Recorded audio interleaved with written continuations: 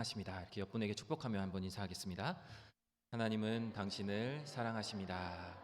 네. 우리 스스로에게도 한번 축복해 볼까요? 하나님은 나를 사랑하십니다. 하나님은 나를 사랑하십니다. 네. 여러분 믿으시죠? 네. 우리 그럼 반대로 한번 질문해 보겠습니다. 여러분 우리는 하나님을 사랑하고 있습니까? 여러분 하나님 사랑하시나요? 네. 네. 우리는 하나님을 사랑합니다. 하나님을 사랑하면 여러분 우리에게 나타나는 모습이 뭘까요? 여러분 다 진하게 사랑해 보셔서 아시죠? 결혼하셨잖아요. 다 진하게 사랑해서 결혼하셨잖아요. 그죠? 사랑하면 어떻게 합니까? 사랑하면 사랑하는 모습들이 우리의 삶에 우리의 모습 가운데 상대방을 향하여 나타납니다.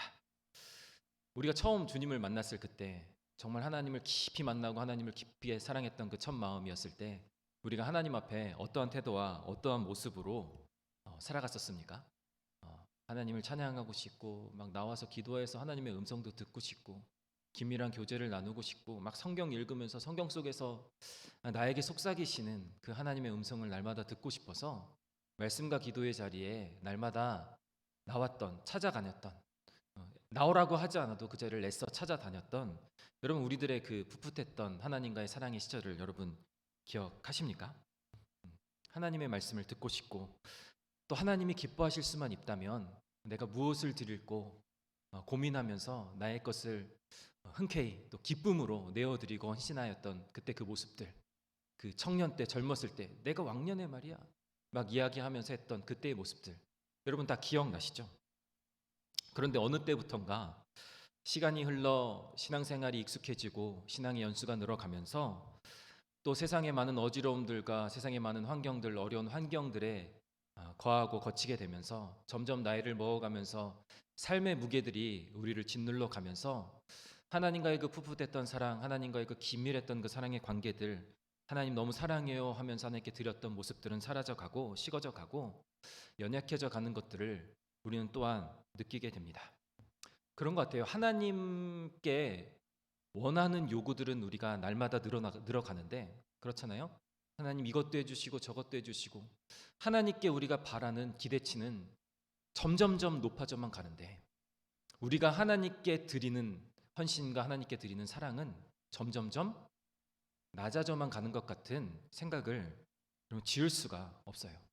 그렇게 점점 더 일방적인 하나님의 짝사랑이 우리 가운데 있고 있는 것은 아닌가라는 생각을 하게 됩니다. 여러분 우리의 모습은 어떻습니까? 저만 그런가요? 다 그런 것 같아요. 그렇게 점점점 하나님을 향한 사랑은 식어져 가고 하나님께 바라는 것은 많아져 가는 것이 우리의 왜곡된 신앙생활의 모습이 아닌가 싶습니다. 그런 모습이 우리의 열정 없음과 우리의 하나님에 대한 사랑 없음과 뜨거움이 식어져 가는 모습이 가장 두드러지고 가장 잘 드러나는 곳이 어디냐면 바로 예배입니다. 우리의 예배의 모습이 어떠한가 보면 우리의 예배의 태도와 예배의 모습이 어떠한가를 보면 우리가 하나님께 얼마나 사랑이 식어져 가고 있는지를 점검하고 체크할 수 있게 된다는 거예요. 예배를 준비하는 모습뿐만이 아니라 예배를 통하여 누리는 감격과 기쁨과 감동도 점점 사라져 가고 어떻게든 한 시간 때우고 졸다 가는 모습이 우리의 모습이 되어가고 있다라는 사실입니다. 여러분 우리의 상태 지금 우리의 상태는 어떠합니까? 여전히 하나님 사랑합니다. 하나님 당신이 나를 사랑하는 것처럼 나도 주님을 사랑합니다 라는 입으로 고백은 있지만 주님만이 나의 첫사랑이요 마지막 사랑입니다라고 고백하고 있지만 혹시 지금 하나님을 향한 우리의 사랑이 미적지근해가고 식어져 가고 있지는 않으십니까? 나의 예배 생활이 우리의 예배 생활이 이 겨울 낙엽이 지고 낙엽이 사라지듯 앙상한 가지만 남은 나무처럼 시들시들 앙상한 가지만 남은 그런 예배 생활은 아닙니까? 우리의 삶을 점검해 보았으면 좋겠습니다.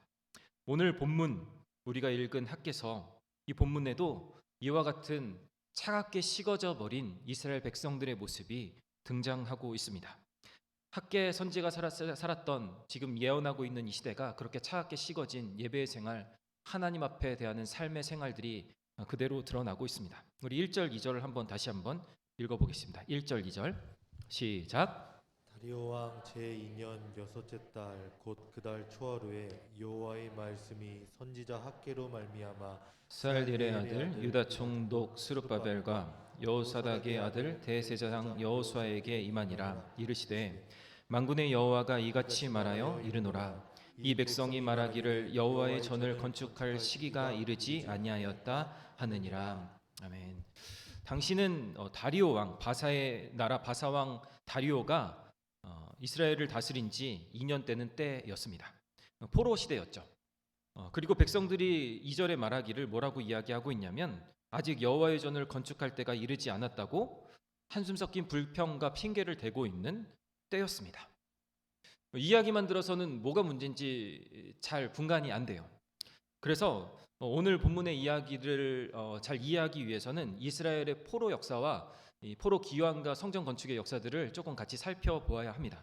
그래서 오늘은 그 이스라엘이 오늘 이 시점에 오게 된 그 원인들, 포로로 잡혀가게 되고 포로 생활을 하고 포로에서 생활에서 돌아와 성전을 다시 건축하는 이야기들을 통하여서 하나님께서 우리의 예배를 세워가는 가정 속에서 얼마나 우리의 열정이 식어져 가고 있고 하나님께 대한 우리의 마음, 예배의 마음이 식어져 가고 있는지 그것들을 점검하는 시간이 되었으면 좋겠습니다. 그래서 성전 건축 이야기를 잠깐 하겠습니다. 여러분, 이스라엘은 하나님께서 세우신 왕국이에요. 하나님께서 아브라함의 예언을 따라서 아브라함과의 약속을 따라서 가나안 땅에 보내시고 그곳에서 살게 하셨습니다. 그리고 하나님께서 약속을 주셨어요. 내 말씀을 따라라. 나만 섬기고 내 말씀을 잘 따르면 너희가 이 가나안 땅에서 너희 생명이 길리라. 너희가 이 땅에서 젖과 꿀 이는 이 땅에서 먹을 것 마실 것 걱정하지 않고 복을 누리며 살 거야. 하지만 나를 믿지 아니하고 내 말씀을 따르지 아니하고 너희 마음대로 살면 너희가 망할 거야. 하나님께서 약속하셨어요.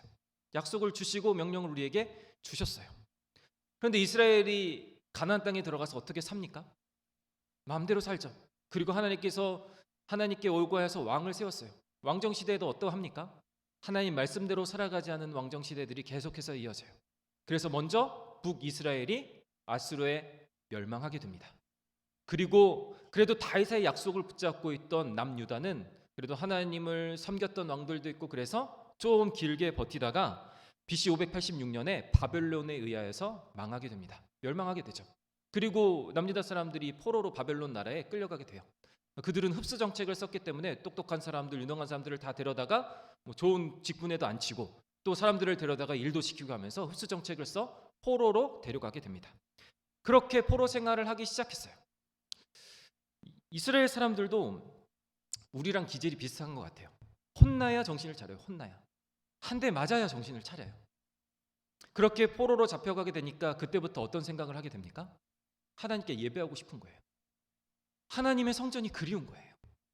우리가 이방 땅에서 하나님께 주신 비파 수금으로 우리 하나님께 주신 그 찬양을 그들을 기뻐하는데 그들의 귀를 즐겁게 하는데 쓰기가 싫은 거예요. 그러니까 애통합니다. 하나님께 예배하고 싶은 애통함과 주의 성전을 향한 애통함이 생기면서 날마다 바벨론 강가에서 이스라엘을 쳐다보면서 예루살렘이 성전이 있던 그곳을 쳐다보면서 날마다 기도하고 하나님 우리를 회복시켜 주세요. 하나님 예배하고 싶어요. 이 기도를 하나님께 날마다 올려드리며 우는 거예요. 시편 137편에 보면 이 이야기가 잘 드러납니다. 시편 137편 1절 4절에 이렇게 기록되어 있어요. 우리가 바벨론의 여러 강변 거기 앉아서 시온을 기억하며 울었도다. 그 중에 버드나무에 우리가 우리의 수금을 걸었나니 이는 우리를 사로잡은 자가 거기서 우리에게 노래를 청하며 우리를 황폐하게 한 자가 기쁨을 청하고 자기들을 위하여 시온의 노래 중 하나를 노래하라 함이로다. 우리가 이방 땅에서 어찌 여호와의 노래를 부를까? 가슴 아픈 거예요. 이방 땅에서 우리의 비파와 수금으로 이방 나라에서 그들의 왕을 즐겁게 하는 노래를 찬양을 부르고 있는 것이 슬픈 거예요. 우리가 이방 땅에서 어떻게 여호와의 노래를 부를고 애통하면서 하나님 우리를 회복시켜 주옵소서.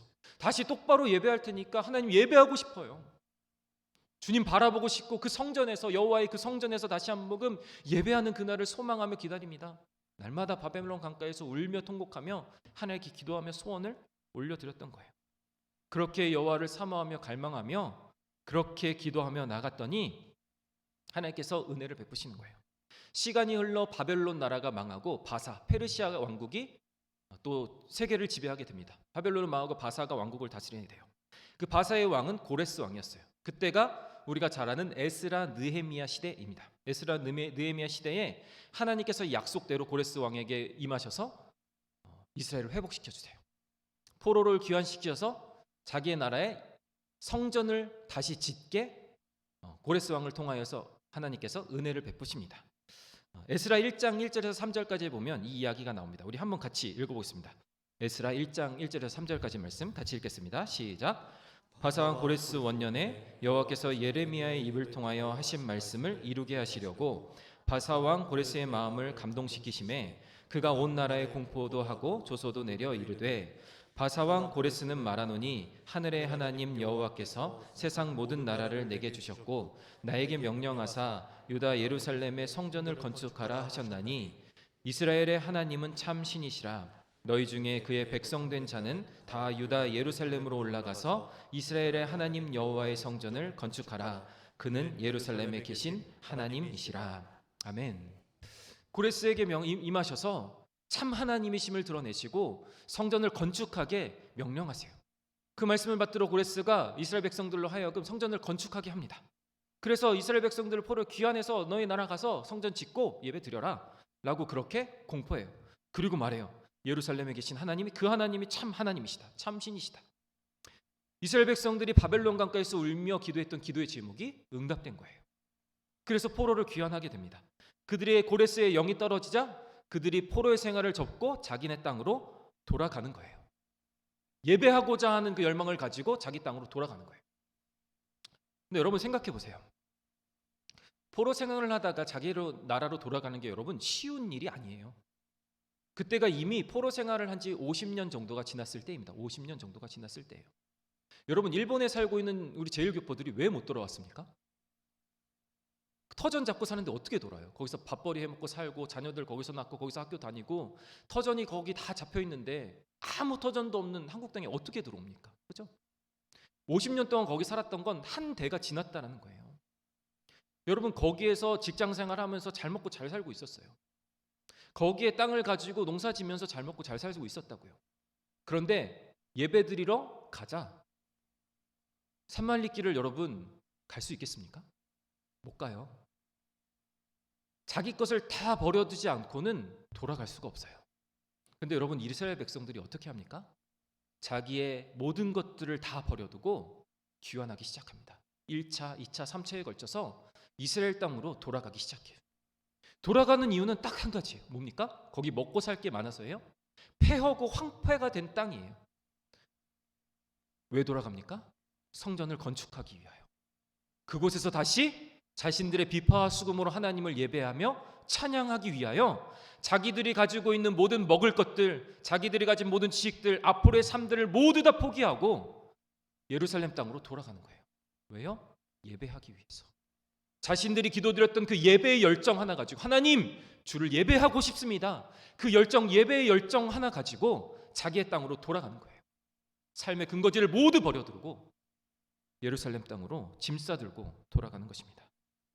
하나님을 향한 예배하고픈 열정이 그들의 먹고 사는 문제를 이겨내는 거예요. 먹고 사는 문제가 하나님을 예배하고는 열정을 이길 수가 없었던 거예요. 그래서 모두 다 돌아가게 됩니다. 에스라 1장 5절에는 이렇게 표현합니다. 이에 유다와 베냐민 족장들과 제사장들과 레위 사람들과 그 마음이 하나님께 감동을 받고 올라가서 예루살렘의 여호와의 성전을 건축하고자 하는 자가 다 일어났다라고 이야기합니다. 하나님께 예배하고자 하는 감동 때문에 모두가 다 일어나 예루살렘 성전으로 올라갔다라는 거예요. 예배하고픈 감동, 예배하고픈 그 열정 하나가 하나님께로 발걸음을 인도하였다라는 것입니다. 그렇게 먼 광야길을 가지고 그 열정을 가지고 예루살렘 땅으로 돌아와요. 이스라엘 땅 가나안 땅으로 돌아와요. 그리고 성전을 짓기 위하여 그 폐허가 된 모든 것들을 정리하고 성전 기초를 다시 쌓아요. 기초가 딱 이제 쌓아집니다. 그 모습을 보고 이스라엘 백성들이 감동하는 거예요. 눈물이 앞을 가리는 거예요. 기초만 쌓았는데 이제 땅 치우고 이제 바닥 공구리 한 거예요. 바닥 공구리만 했는데 그거에 이미 감격한 거예요. 그 감격한 모습들을 성경은 이렇게 표현합니다. 우리 같이 한번 읽어보겠습니다. 에스라 3장 12절 13절 말씀 우리 같이 한번 읽어보겠습니다. 같이 읽겠습니다. 시작. 제사장들과 레위 사람들과 나이 많은 족장들은 첫 성전을 보았으므로 이제 이 성전의 기초가 놓임을 보고 대성통곡하였으나 여러 사람들은 기쁨으로 크게 함성을 지르니 백성이 크게 외치는 소리가 멀리 들리므로 즐거이 부르는 소리와 통곡하는 소리를 백성들이 분간하지 못하였더라. 아멘. 얼마나 기쁨과 감격이 었든지, 그러니까 예전에 원래 성전이 있던 것들을 기억하는 사람들은 대성통곡을 하는 거예요. 우리의 죄 때문에 무너진 성전이 다시 기초를 쌓인 것을 보고 여러 가지 마음이 들었겠죠. 나의 죄 때문에 무너진 성전, 하나님 죄송합니다. 회개의 눈물을 흘렸을 거고, 감격의 눈물을 흘렸을 거고, 새롭게 첫 성전이 지어진, 기초가 세워진 모습을 본 다음 세대들은 이제 우리가 우리의 성전에서 예배할 수를 인하여서 기뻐 날뛰는 거예요. 너무 기뻐서 노래하는 거예요. 기쁘다 기쁘다 기쁘다. 너무 기뻐서 그 소리가 분간이 안 되는 거예요. 어떤 이들은 통곡하고 있고, 어떤 이들은 찬양하고 너무 기뻐서 환호하는 모습에 멀리서 들을 때는 이게 울고짖고 통곡하는 것인지 기뻐서 잔치를 벌이시는 것인지 분간할 수 없을 정도로 너무나도 기쁘고 감격에 겨워서 모두가 다 하나님을 인하여 예배할 수 있음을 인하여 어떤 이는 울고 어떤 이는 기뻐하고 있었다라는 것입니다. 여전히 예배를 향한 열정, 이곳에서 예배할 수 있구나, 이 열정 때문에 감격하고 있는 거예요. 그런데 문제가 생기게 돼요. 여러분, 우리 사랑하는 여러분 성도님들은 예배를 향한 마음을 어떻게 가지고 계십니까? 이 예배에 나오셨는데, 오늘도 주일 예배에 하나님 전에 나오셨는데 어떠한 마음을 가지고 이 예배에 참석하고 계십니까? 여러분, 감동이 되십니까? 내가 오늘도 이 예배에 나올 수 있다는 것이 말할 수 없는 놀라운 은혜라는 사실을 알고 나오셨습니까? 우리는 잘 믿지 않지만 사실이에요. 하나님이 어젯밤 데려가셨으면, 그죠? 오늘 이 자리에 없어요. 저희 딸들이 그런 얘기를 가끔 해요. 당연히 저희가 먼저 죽는 줄 알아요. 제가 먼저 죽는 줄 알고 자기 엄마가 먼저 죽는 줄 알아요. 그럼 저는 이렇게 합니다. 야, 착각하지 마. 네가 먼저 죽을 수도 있어. 하나님이 데려가시면 죽는 거야. 내가 더 오래 살 수도 있어. 착각하지 마. 저 애들한테 저는 분명한 사실을 저격하며 얘기합니다. 너 내일 죽을 수 있어, 김씨야. 여러분, 오늘 이 예배가 얼마나 감격적인 예배인지 여러분 알고 예배하셔야 돼요. 네. 우리 어르신들은 조금 그런 기분 드시잖아요, 그죠? 네. 근데 천하에 그런 기분 들어? 안 들지? 청년들 그런 기분 들어요? 안 들죠? 그러면 건강하니까. 네. 모르는 거예요. 오늘 예배가 얼마나 우리에게 감격에 찬 예배가 되어야 되는지 여러분 아셔야 되는 거예요. 하나님께서 우리에게 예배를 막으시면 예배할 길이 없는 거예요. 하나님이 이스라엘 백성들에게 성전의 기초를 다시 쌓을 수 있는 그 은혜를 베푸신 것에 이스라엘 백성들이 지금 감격하고 있는 거예요. 우리도 감격에 차서 이 시간 예배하고 있어야 된다는 것이죠. 얼마나 기쁜 벅찬과 감사함으로 이 시간 예배해야 되는지 알아야 된다는 거예요. 여러분, 그 기쁨이 매 순간 드리는 예배마다 우리들 가슴 가운데 날마다 넘쳐나기를 주의 이름으로 간절히 소망하고 축복합니다. 그런데 이 예배 가운데 문제가 생기는 거예요. 문제가. 이렇게 감격했는데 이제 기초를 세웠으니까 올리는 건 금방이잖아요. 그죠? 직접 오셔서 아시죠? 건물 올라가는 거 보셔서 아시죠? 올리는 건 금방이잖아요. 근데 문제가 생기는 거예요. 중단이 돼요. 성전 기초를 놓으니까 북쪽에 사마리아인들이 내려와서 같이 성전을 짓자고 얘기해요. 사마리아인들이 북이스라엘 사람들이에요. 북이스라엘 사람들이 아수르에게 멸망했다가 그들은 그곳과 그 사람들과 섞여 살면서 혼혈 전책을 써서 아수르 사람들과 이제 섞여요. 피가 섞여요. 그래서 남유다 사람들은 북이스라엘 사람들, 사마리아 사람들을 인정하지 않아요. 왜? 전통적인 피를 잃어버린 섞인 이방인들과 같다고. 그래서 신약시대에 보면 사마리아를 피해 다니고 이렇게 돌아다니는 거예요. 같은 민족임에도 불구하고. 그들이 같이 짓자고 하니까 남유다 사람들은 싫은 거예요. 너희같이 더러운 민족과 같이 지을 수 없다. 그랬더니 북이스라엘 사람들이 해코지를 하기 시작합니다. 어떻게 해코지를 하냐면 바사 왕국에 조서를 써요. 뇌물과 조서를 같이 써요. 성전 짓게 하면 안 된다고. 성전을 지으면 이스라엘의 습성이 뭐냐면 성전을 통하여 똘똘 뭉쳐서 반역을 할 거라고. 바사 왕국에 반역할 거니까 절대로 성전 못 짓게 하시라고 반역을 하게 됩니다. 에스라 4장 15절 16절에 이렇게 얘기해요. 왕은 조상들의 사기를 살펴보시면 그 사기에서 이 성읍은 패역한 성읍이라 예로부터 그 중에서 항상 반역을 하는 일을 행하여 왕들과 각도의 손해가 된 것을 보시고 아실지라 이 성읍이 무너짐도 이 때문이니이다. 이제 감히 왕께 아뢰노니 이 성읍이 중건되어 성곽이 중건되면 이로 말미암아 왕의 강 건너편 영지가 없어지리이다 하였더라. 반역한다는 거예요. 이렇게 조서를 써서 보내니까 왕이 그럼 성전 짓게 하지 말아야 되겠다 하고서 딱 성전 건축을 중지시킵니다. 에스라 4장 24절에 보면 이렇게 나와요. 이에 예루살렘에서 하나님의 성전 공사가 바사왕 다리오 제2년까지 중단되니라. 뜨겁게 기도하면서 자기의 삶의 본거지를 모두 버려두고 돌아왔어요. 성전 기초가 세워진 것을 보고 이제 앞으로 예배할 수 있다는 그 감격에 울며불며 누구는 기쁨의 찬양을 드리며 모두가 다 함께 잔치를 벌였어요. 기대하며. 근데 그 순간 성전 건축이 멈춰진 거예요. 언제까지요? 바사왕 다리오 2년까지. 그때가 언제입니까? 오늘 읽은 1절 말씀이에요. 1절 말씀. 1절 말씀에 다리오 왕 제2년 여섯째 달. 바로 지금 시점입니다. 성전 건축이 지금까지 멈춰져 있는 거예요. 약 20년이 지난 겁니다. 기초를 세우고 20년 동안 성전 건축이 중단되었어요. 여러분 제가 질문을 하나 하겠습니다. 잘 들으셨는지. 이스라엘 백성들이 포로에서 단숨에 예루살렘으로 돌아온 이유가 무엇이었습니까? 네, 성전 건축하고자 하는 그 순수한 열정 하나였어요. 하나님 예배하고자 하는 그 순수한 열정 하나 때문에 돌아왔어요. 지금 가나안 땅에 살고 있는 이유는 무엇입니까? 성전 건축하려고 지금껏 살고 있는 거예요. 그죠? 그렇게 살고 있어요. 예배의 열정 하나, 예배 하나님의 성전을 건축하고자 하는 그 마음 하나 가지고 지금껏 이곳에 살고 있는 거예요. 그런데 20여 년이 지난 지금 이스라엘 백성들은 하나님의 질문 앞에 뭐라고 대답합니까? 우리 2절 말씀을 같이 한번 다시 읽어보겠습니다. 2절 말씀, 본문 2절 말씀 같이 읽겠습니다. 시작. 만군의 여호와가 이같이 말하여 이르노라. 이 백성이 말하기를 여호와의 전을 건축할 시기가 이르지 아니하였다 하느니라. 하나님께서 물으세요. 왜 성전 건축 안 하냐? 왜 성전 건축 멈춰놓고 안 하니? 하나님 물으세요.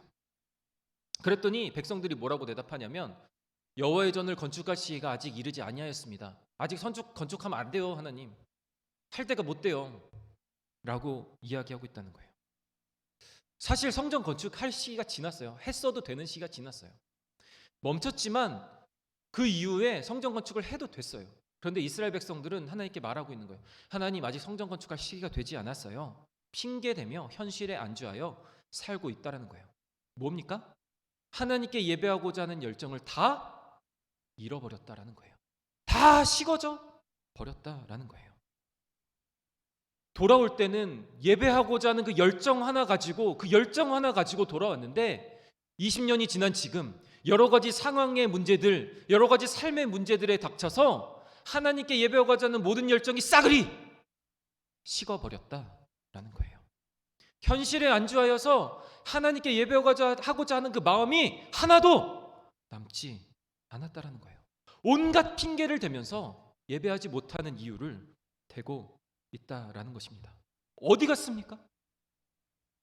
모든 것 버리고 하나님께 돌아왔던 그 열정과 예배하고자 하는 그 마음 모두 어디 갔습니까? 어디 갔고 어디에 잠들어 있는 것입니까? 여러 가지 핑계를 대요. 성전 기초를 세웠지만 우리가 어떻게 솔로몬 시대의 그 영광스러운 성전을 어떻게 다시 짓느냐는 거예요. 우리는 금도 없고 은도 없고 백향목도 없는데 어떻게 금으로 칠한 그 성전을 어떻게 다시 짓느냐고 핑계를 대요. 돈이 없으니까 이거예요. 돈이 없는데 어떻게 하나님 성전 지어요? 금도 없는데 어떻게 성전 지어요? 또 무슨 이야기를 합니까? 하나님 여기서 와서 살다 보니까 먹고 사느라 바빠요. 지금 농사 짓기도 바쁘고요. 하나님 이거 하기도 바쁘고 저거 하기도 바빠요. 제사장들도 똑같아요. 제사장들이 진두지휘 해야 되는데 제사장들이 우리도 성금을 안 내니까 11조가 없어가지고 먹고 살 게 없어서 우리도 농사 짓느라 교회 일 보기가 바빠요. 예배 못 드려요. 주님 바빠요. 다들 먹고 사는 문제를 바빠서 하나님 아직 성전 지을 때가 되지 않았어요 라는 핑계를 대고 있는 거예요.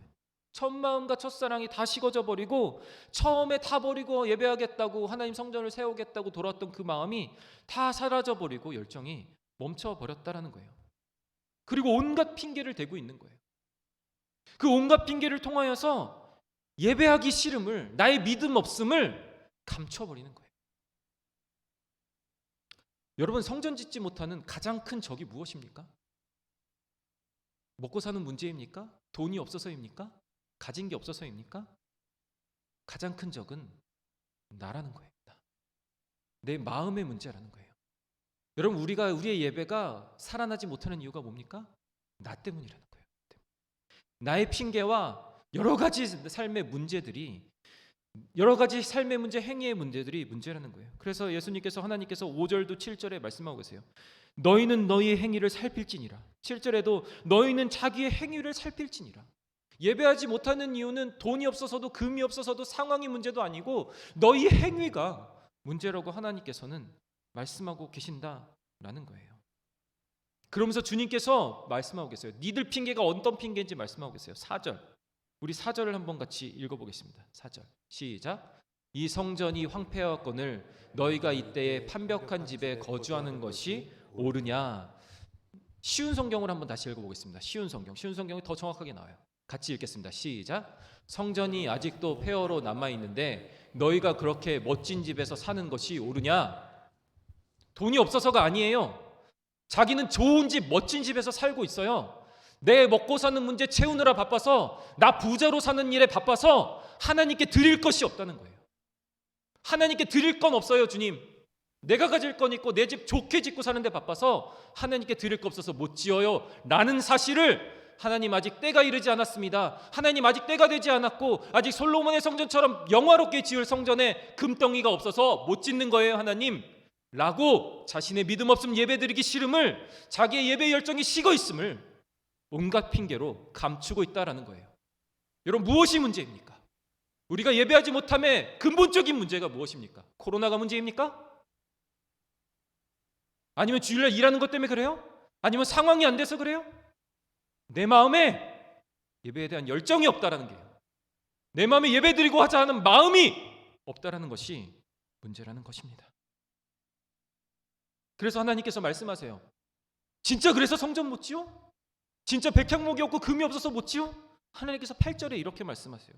8절 읽어보겠습니다. 8절 시작. 너희가 산에 올라가서 나무를 가져다가 성전을 건축하라. 그리하면 내가 그곳으로 말미암아 기뻐하고 또 영광을 얻으리라. 여호와가 말하였느니라. 백향목 필요 없어. 금덩이 필요 없어. 솔로몬의 성전과 같은 그런 부귀영화 아름다운 성전 필요 없어. 뒷산에 있는 나무로 해도 돼.